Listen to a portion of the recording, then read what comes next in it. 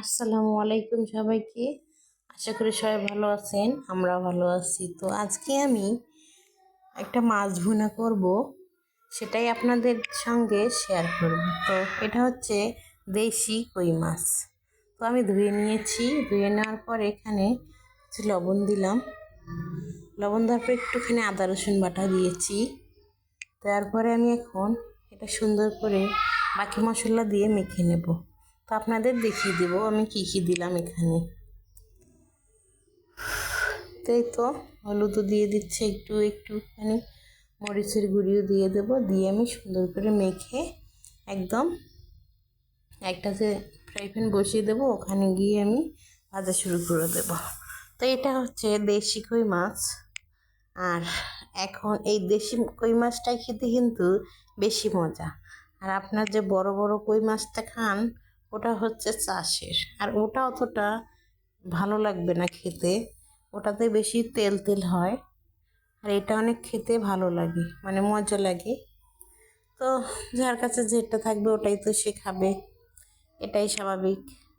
তো আমি দেশিটা পেয়েছিলাম, তাই এটাই রান্না করব, ওটাই আপনাদের সঙ্গে আজকে শেয়ার করব। তো এই তো আমি একে একে সব মাছগুলি এখানে দিয়ে দিচ্ছি।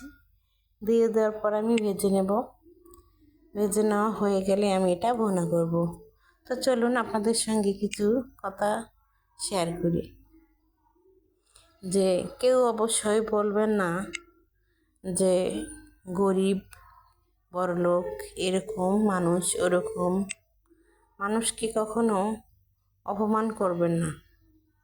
যার টাকা আছে সে হয়তো বড়লোক, আর যার টাকা নেই ও গরিব। কিন্তু মানুষ, আল্লাহ দুনিয়ায় আল্লাহ পাঠাইছে যে সবাই একরকমই মানুষ। হতে পারে কেউ বড়লোক কেউ গরিব, এতটুকুই ডিফারেন্স। তো আল্লাহ তাআলা যাদেরকে যেটা দিয়েছে সেটা নিয়ে সন্তুষ্ট থাকাটাই ভালো, আমি যেটা মনে করি। তবু মানুষের আশা থেকে যায়, আমাদেরও অনেক আশা, কিন্তু আমরা পূরণ করতে পারবো কি না জানি না। কিন্তু অনেক আশা করি, যে আশাটা হলো এটাই যে বাচ্চা কাচ্চা নিয়ে যেন ভালোভাবে চলতে পারি, ভালোভাবে একটু খেতে পারি, থাকতে পারি, এতটুকুই। আর বেশি আমি আশা করি না, কিন্তু অতটুকুর ভিতরে আমাদের কষ্ট হয়। করার কিছুই নাই, আল্লাহ তাআলা আমাদেরকে যেভাবে খাওয়াইতেছে, আমার স্বামীর রোজগারে যতটুকু আল্লাহ বরকত দিচ্ছে অতটুকুতে আমি সন্তুষ্ট। কিন্তু মাঝে মাঝে ছেলে মেয়েদের আবদার পূরণ করতে পারি না, হয়তো মনে খুব কষ্ট লাগে। তবুও কাকে কি বলবো, আসলেই মানুষের ভাগ্যে যদি কষ্ট লেখা থাকে তাহলে মানুষকে বলেও কিছু হবে না। তা আমার ভাগ্যটা এরকমই যে আমার আশেপাশে কেউ নাই যে আমাকে সাহায্য করবে কিংবা আমাকে দেবে। তা আমি আমার স্বামীর উপার্জনে চলতে চাই, ওইভাবেই চলতেছি। দেওয়ার মতো লোকও নাই আমাদেরকে, আমরা আমাদের মতোই চলি। তো ভালো আছি, আমরা ভালোভাবে থাকতেছি। মানুষের বাসায় ভাড়া নিয়ে থাকি, মাস শেষ হলে মানুষকে বাড়ি ভাড়া দেই, খাওয়া দাওয়া, ছেলে মেয়ের খরচ, নিজের শরীর ভালো খারাপ থাকে, মানে অনেক টেনশনের ভিতরে থাকি। তবু ভালো থাকার চেষ্টা করি। মানুষের কাছে ঋণ করতে ভালো লাগে না, তবু ঋণ হয়ে যায়। তো আপনারা সবাই দোয়া করবেন যেন কোনো মানুষ এরকম বিপদে না পড়ে। এত কষ্টের মাঝেও কাউকে বলতে পারি না যে আমরা কত কষ্টে আছি। একমাত্র আল্লাহকে ছাড়া আমি কেউকে বলি না যে আমরা কেমন কষ্টে আছি। তো চলে যায় দিন, মাস চলে যায়, আবার মাস আসে, এভাবে আর কি জীবন চলতেছে আমাদের। তো আমার আর কিছুই করার নেই, কারণ দুঃখিনী মানুষের দুঃখিনের গল্প আর নাই শোনালাম আপনাদের।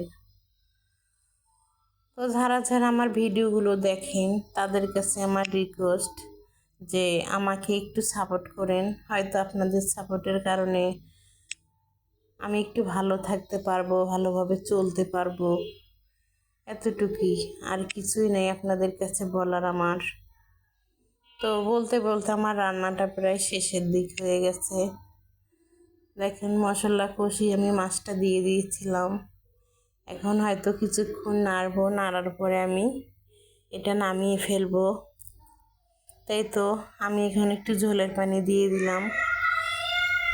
ঝোলের পানি দেওয়ার পরে এখন আমি একটু গুঁড়া মশলা দিয়ে এটাকে নামিয়ে ফেলবো। নামিয়ে আপনাদের দেখিয়ে দেব কেমন হয়েছে রান্নাটা আমার। খেতে কেমন হবে সেটা আমরা বুঝবো। তো এই তো আমার রান্না প্রায় আর একটু হবে। এত পানি রাখবো না, আমি একদম মাখা মাখা করে ফেলবো, কারণ আমি পেঁয়াজ দিয়ে শুধু ভুনা করেছি এজন্য। তো আপনাদের যদি ভালো লাগে আমার ভিডিওটা অবশ্যই অবশ্যই আমাকে সাপোর্ট করবেন, আমার পাশে থাকবেন, এতটুকু আপনাদের কাছে আমার রিকোয়েস্ট। আমি বারবারই বলি যে আমাকে একটু সাপোর্ট করুন। আমার ভুল হলে আমাকে বলে দেন, কোথায় গেলে কি করতে হবে, আমি ওইভাবে করার চেষ্টা করব, আপনাদের মতো চলার চেষ্টা করব। এই তো আমার তরকারি হয়ে গেছে। তো আল্লাহ হাফিজ, সবাইকে ভালো থাকবেন।